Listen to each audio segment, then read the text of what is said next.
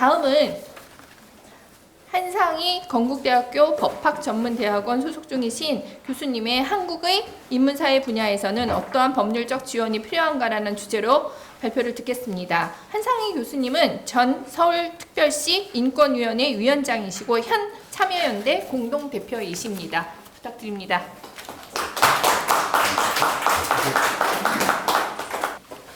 반갑습니다. 방금 소개받은 한상입니다. 사실 저는 별로 드릴 말씀도 없는데요. 아까 그 사회 보시는 분이 3년 서당계 말씀하시는데 저는 우리 위 선생님 전화 몇 통 받고 그냥 넘어와가지고 잘도 모르는 이런 것들을 지금 이야기하게 되었습니다. 네, 그냥 뭐 기본 법안 그러니까 법안이 나오지 않았으면은 어떤 것이 논의돼야 되고 어떻게 조문해야 되는가 그 논의를 하겠습니다만은 이제 법안이 있고 그 법안의 입법을 위해서 노력할 때이기 때문에 주로 법안의 내용을 중심으로 해서 말씀드리고자 합니다.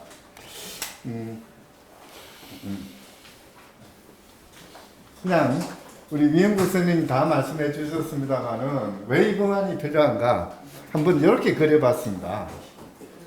2차 대전이 끝났습니다. 과학기술의 덕일까요? 인문사회학의 덕일까요? 그러거든요. 일본에서 그러니까 동경전범자재판소에서 일본 천황을 처벌했다면 아직도 2차 대전의 전투는 계속되고 있었을 것이다 라는 이야기를 합니다. 일본 사람들이 천황에 대한 그런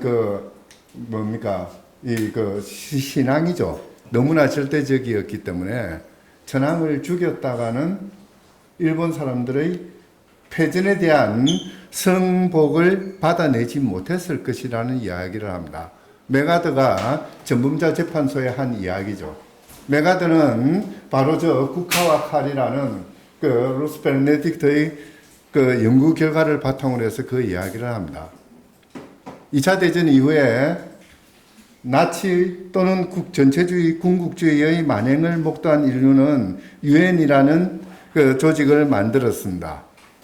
그리고 세계 인권선언을 하고요. 그 밑바닥에는 다 아시겠지만은 칸트의 영구평화론이 바탕을 두고 있습니다. 2차 대전은 누가 끝낸 것일까요? 참, 어떻게 보면은 우리가 과학기술을 이야기합니다만은 동시에 또는 그것보다 먼저 필요한 것이 인간 존재의 이 의미가 무엇이고 가치가 무엇인지를 생각하는 그런 노력들이 있어야 되었지 않았을까 하는 생각을 합니다. 오늘 이 자리는 바로 우리 사회에서 여태까지 누락되어 왔던 이 지점 고민하는 자리일 것 같습니다. 참 저는 요 이야기보다 더 뼈저린 게 개인적으로 뼈저린 것이 저희 학교에 대한민국의 유일한 학과가 하나 있었습니다. 히브리어과죠. 전 세계 인류의 절반 이상이 신앙하고 있는 기독교, 이슬람교 어쨌든 그와 직접적인 연관을 가지는 언어 계통이거든요. 그 언어를 연구하고 교육하는 그 학과가 2008년도에 구조조정이라는 이름으로 사라지고 거기에 속한 교수님 한 분은 7개의 학과를 거쳐서 얼마 전에 질병으로 돌아가셨습니다. 우리나라에서 아마 기네스 기록일 겁니다. 7개 학과의 전임 교수였다는 것은. 이게 이제 우리나라에서의 인문학의 또는 사회학도 마찬가지죠. 현주소가 아닐까 싶은 생각을 하는데요. 이런 것들을 막기 위해서 우리는 노력을 해야 될 겁니다. 또 하나 이제 문제가 있죠. 줄어들고 이러다가 결국은 벚꽃 피는 순서대로 망한다라는 이야기가 나옵니다.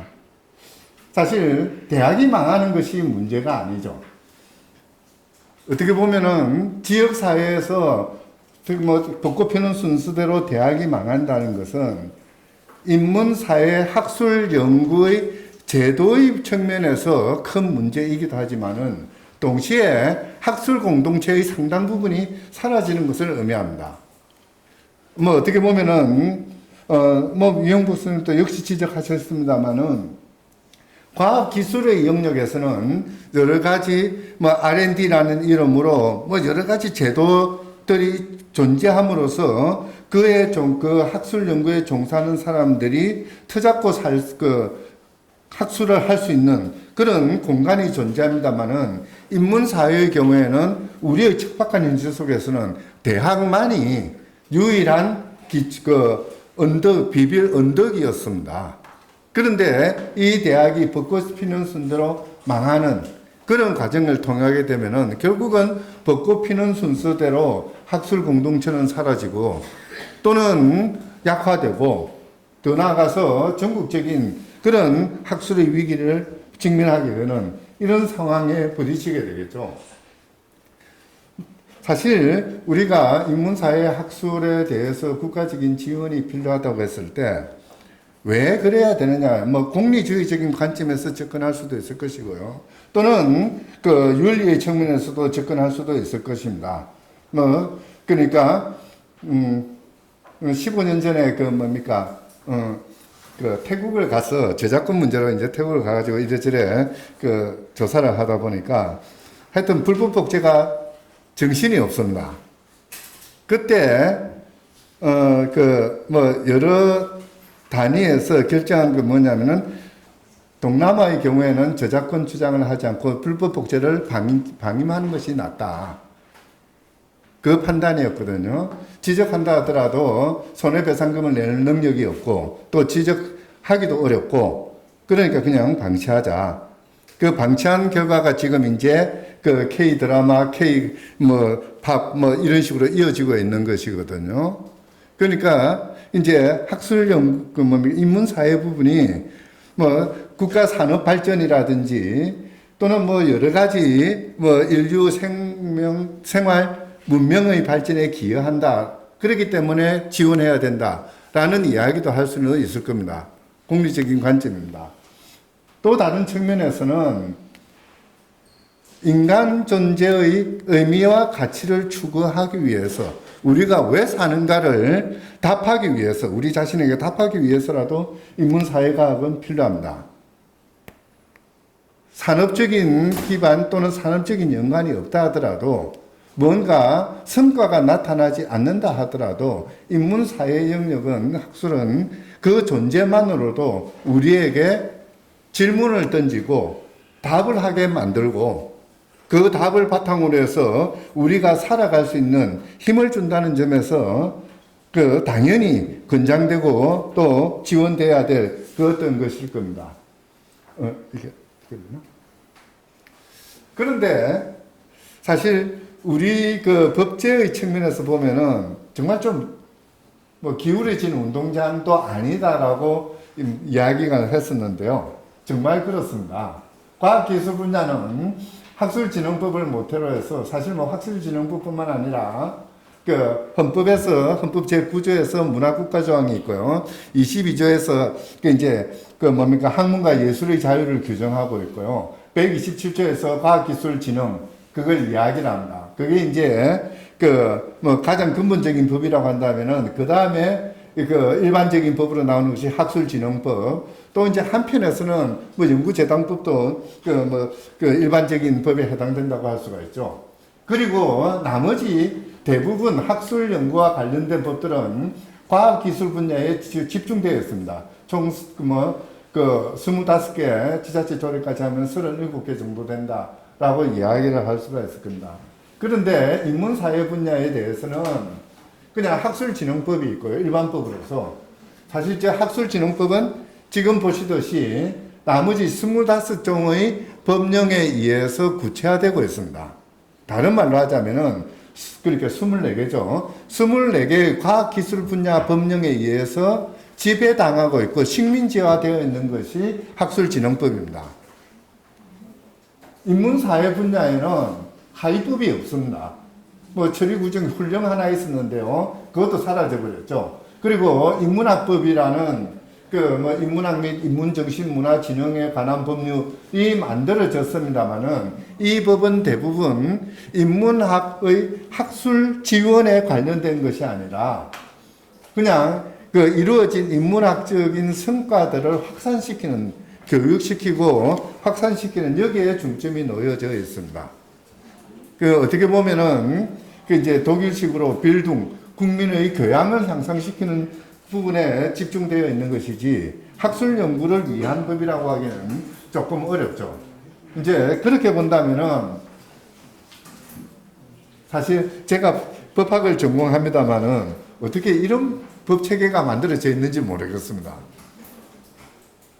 새는 좌우의 날개로 날아다녀야 되는데 한쪽은 날개도 없고 한쪽은 그냥 너무나 많은 그런 깃털이 뭉쳐져 있는 이런 상황인 거죠. 너무나 편향되어 있었는데요. 이제 21년에 기초학술 기본법안이라고 해서 이제 인문사회과학을 포함해서 기초 자연과학도 다 포함하는 그런 그 지원책을 만들자라는 법안이 제출된 적이 있습니다. 거기에 이 법에 대한 과학기술부의 의견이 밑에 나와 있습니다. 이제 기초학술은 학술진흥법에 의해서 지원받고 있고 또 기초연구진흥법에 의해서 지원을 받고 있으니까 별도로 규율이 필요 없다. 이제 또 기초학술은 학술에 포함되는 것이니까 이미 학술진흥법에 의해서 지원되고 있다. 또 자연의 부분에는 이제 과학기술 육성법에 의해서 또 지원이 되고 있다. 더 이상 중복되기 때문에 이런 법을 만들 필요가 없다.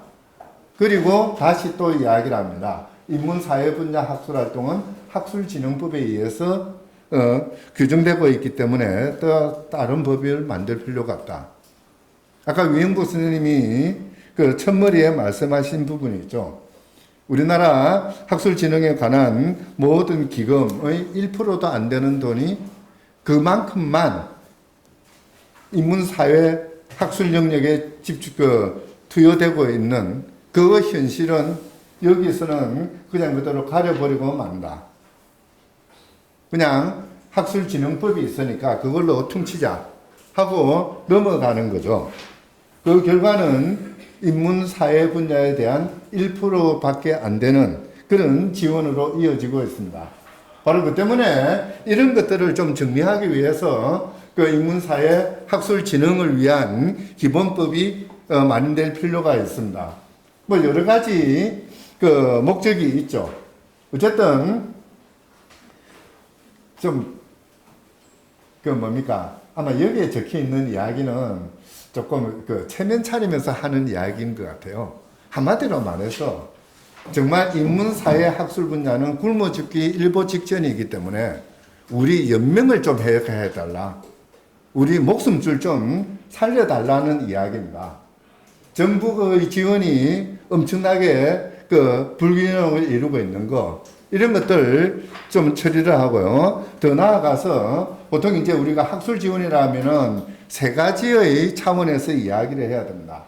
그러니까 돈을 얼마 투자하느냐, 이건 어떻게 보면 중요하지 않습니다. 더 중요한 것은 대한민국의 학술 정책은 어떤 방향으로 어떤 이념과 가치를 지향하면서 구성되어야 되느냐. 정책의 문제가 하나가 있고요. 또 하나, 이 정책을 추진하기 위한 추진체계. 어떤 기구와 어떤 프로그램에 의해서 이 정책을 집행할 것이냐, 마련하고 집행하느냐. 그리고 세 번째가 이런 정책을 집행하는 데 필요한 자원들, 인적 자원과 물적 자원을 어떻게 확보할 것이냐. 이 세 가지를 중심으로 해서 구성이 돼야 되는데요. 바로 그런 법률적인 지원 체계가 제대로 정비돼야 된다는 거. 그게 이제 또 다른 이유겠습니다. 사실 이제 첫 번째, 두 번째의 이야기들은 나중에 나머지 부분을 그대로 다 포괄하는 거죠. 돈이 얼마 투자되느냐가 중요한 것이 아니라 대한민국의 인문사회 학술 영역에 대한 어떤 컨트롤 타워가 존재하는가. 특히 그 지원을 하기 위해서 부처 간의 또는 예산 항목 간의 조정, 그리고 기획을 할 수 있는 어떤 컨트롤 타워를 마련하는 것. 그것도 상당히 중요한 문제일 것입니다. 그래서 이제 이 기본법안 중심으로 한번 정리를 해봤습니다. 목적은 저는 이 법안에 가장 마음에 드는 게 목적 규정입니다. 산업 발전을 위하겠다라는 말은 없죠. 그래서 마음에 듭니다. 인문사회 학술은 산업 발전을 위한 것이 아니죠. 그 자체로 존재 목적이 있습니다. 그러니까 국민들이 인간으로서의 품위를 잃지 않고 살아가게 하기 위한 그런 토대로서 인문사회 학술이 발전돼야 되고, 그 발전을 위해서 국가 지방자치단체의 역할과 의무를 규정하는 것, 그게 목적이다. 이게 이제 다시 구체화되는 것이 제2조입니다. 기본 이념이죠. 그러니까 인문사회 학술이 이제 그 국가 공동체의 운영에서 가장 필요 불가피한 자원이다. 요거는 그러니까 법률이기 때문에 국가라는 말이 나올 수밖에 없습니다. 국가가 지원해야 되는데 왜 지원해야 되느냐? 국가의 운영에 가장 중요한 것이니까 지원해야 된다는 이야기가 나오는 거죠.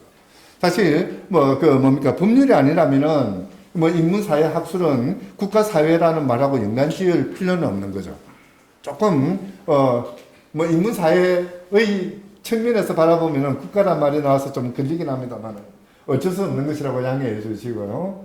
그리고 이제 국민들이 가지는 자기 인격의 발현, 행복을 추구하고 인간으로서의 품위를 잃지 않고 살아갈 수 있는, 더 나아가서 다양한 삶과 의미와 가치를 누릴 수 있는 자유들, 이런 것들을 실현시킬 수 있는 그런 것이 이 기본법의 지향점이다라는 것을 선언할 필요가 있을 것 같습니다. 이제 이렇게 보면은 정말 이런 법이 만들어졌다면은 저희 학교의 히브리어과는 없어지지 않았을 겁니다. 참 쓸쓸한 그런 장면을 목도하지 않아도 됐겠죠.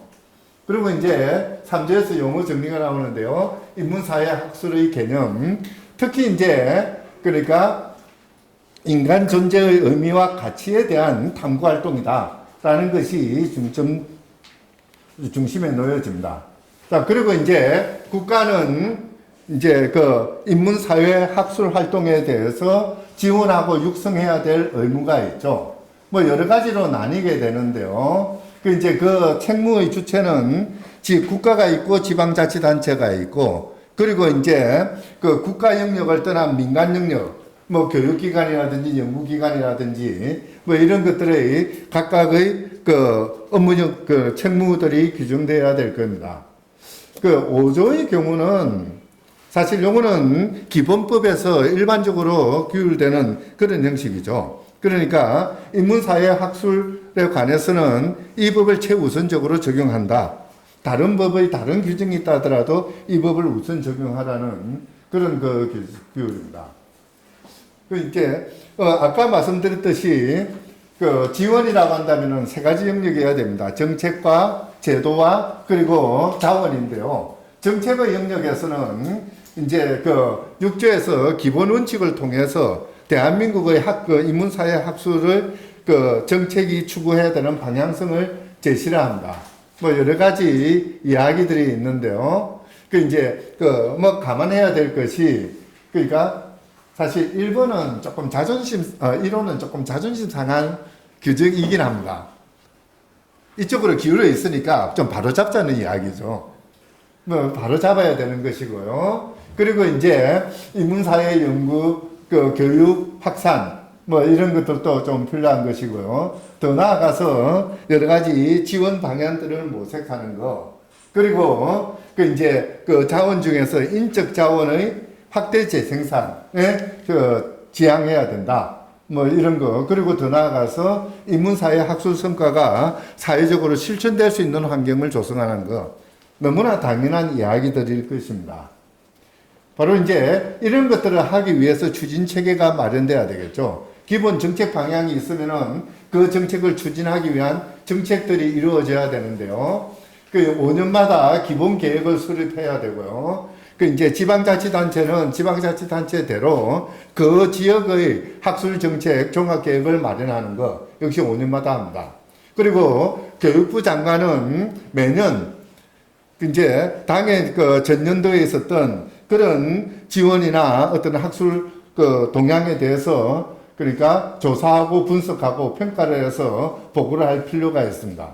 또 국가 학술 연구 인력을 양성하는 거, 그리고 더 나아가서 각종 연구소와 연구단체들 이런 것들을 지원하는 거, 뭐 이런 그 체계로 그 학술 지원 체계를 마련해야 된다라고 이야기를 하셨습니다. 요거는 뭐 그냥 지나가는 길에 참고하시면 됩니다. 기본 계획은 그러니까 기본 계획에 들어갈 내용들입니다. 당연히 들어가야 될 내용들일 거고요. 지역 종합 계획에서도 이런 내용들을 그 집어넣어야 된다. 그렇게 주의적인 거죠. 또 하나 이제 조금 전에 말씀드렸던 이 정책의 그 추진 체계를 집행하는 단위들이 다시 또 이야기가 되겠죠. 국가인문사회학술위원회를 구성하는 거. 그 이제 우리 헌법 127조에서는 그 이제 과학기술의 진흥 육성을 위해서 그 자문기구를 둘 수 있도록 했습니다. 참 127조 마음에 안 드는데요. 여러분 자료 47페이지 한번 봐보십시오. 정말 마음에 안 드는 헌법 개정을 하면은 당장 고쳐야 되는 조항인데요. 127조 3항에 필요한 자문기구를 둘 수 있다. 그래서 과학기술에 대해서는 자문기구를 두는데 인문사회학술에 대해서는 자문기구를 둘든지 안 두든지 헌법은 무관심합니다. 그게 문제가 아니고 1항을 한번 봐보세요. 과학기술의 혁신, 정보 및 인력의 개발을 통해서 국민 경제의 발전에 노력해야 된다. 과학기술이 GDP 성장을 위한 것입니까? 우리들의 삶의 질을 향상시키기 위한 것이어야 되죠. 인간이 보다 인간답게 살 수 있는 틀을 마련해야 되는데, 이 조항들이 전부 이제 기술 입구, 과학 입구, 뭐 이런 개념 속에서 만들어진 조항들이죠. 조금 이거는 고쳐 나가야 될 것 같습니다.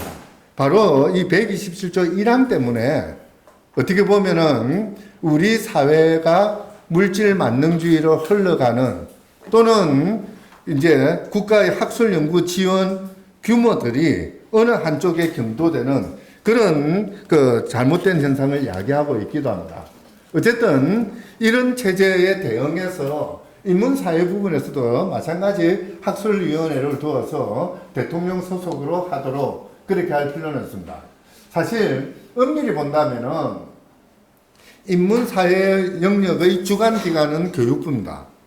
그렇다면 이 자문기구로서의 성격을 가진 학술위원회는 교육부 장관의 산하에 두거나 또는 여러 단위들을 조정하고 예산들을 균형 있게 맞추려면은 국무총리 산하에 두는 것이 맞습니다. 그런데도 대통령 산하에 두어야 하는 이유는 따로 있죠. 조정의 측면뿐만 아니라 인문사회 학술이 우리 사회의 기본적인 그 틀을 구성하는 가장 중요한 정책 영역에 들어간다는 인식 때문에 그렇습니다. 과거에 우리가 뭐 살 때 국민소득 1,000달러 또는 국민소득 1만 달러를 이야기하는 그런 애틋함이 있었을 때, 타는 목마름이 있었을 때, 그때 헌법 127조 1항이 만들어지듯이 이제 우리는 어느 정도 산업화를 이룬 이 체제에서 우리가 고민해야 될 것은 얼마나 더 벌어들일까와 더불어서 어떻게 살 것이고 왜 살 것이냐는 고민이 필요한 부분입니다. 우리 대한민국이라는 국가 공동체는 어떤 모습이어야 하느냐, 어떤 가치 속에서 통합되어야 되느냐를 결정해야 되는 그런 그 시기라고 생각이 됩니다. 뭐 그렇게 본다면은 그 대통령 소속으로 해서 국가의 전반적인 정책 또는 국가의 발전 방향들을 조정해 나가는 그런 역할을 차지할 필요가 있을 것 같습니다. 그의 구성은 이제 30명 이내 뭐 이렇게 되어 있는 거, 그거는 뭐 참조하시면 될 것 없습니다.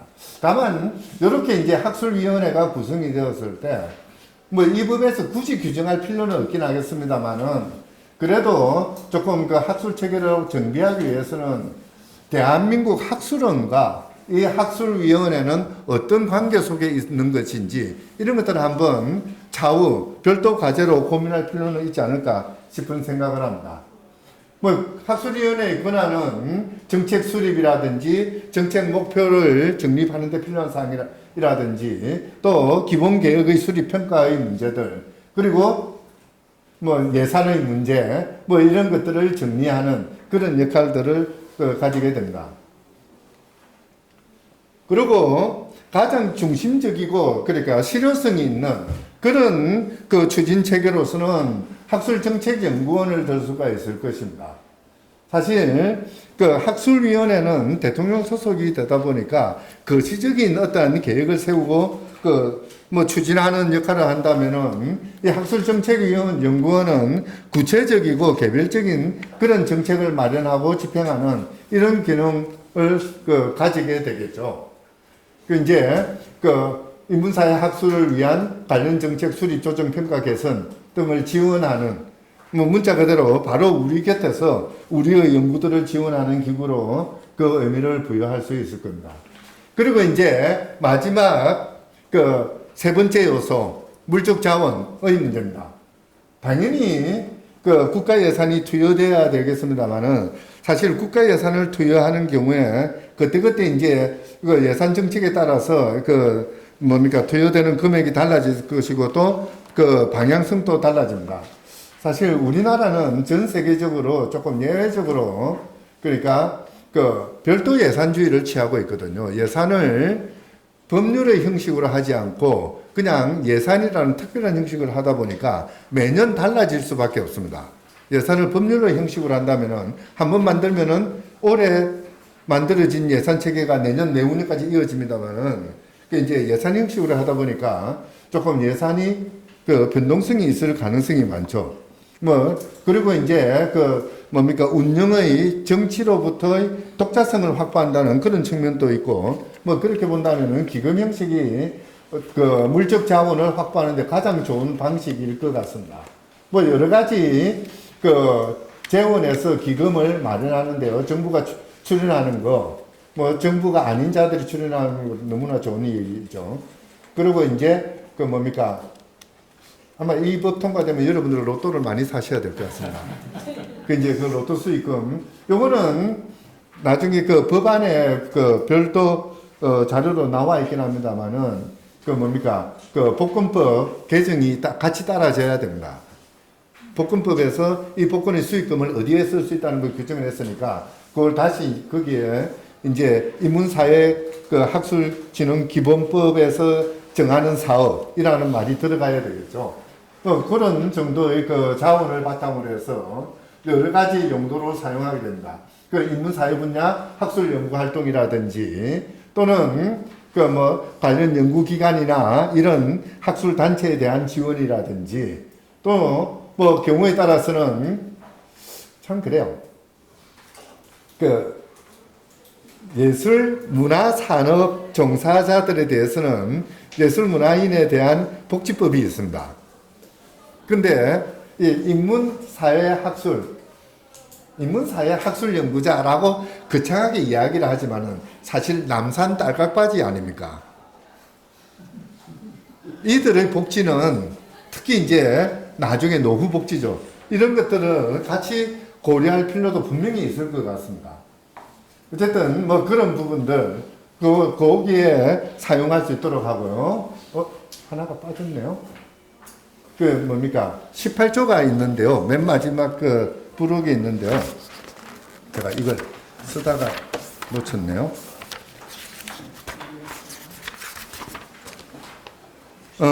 63페이지에 있습니다. 거기 이제 국가는 정부죠. 인문사회 연구인력을 양성하고 연구인력의 활동 여건을 개선하기 위한 시책을 마련해야 된다.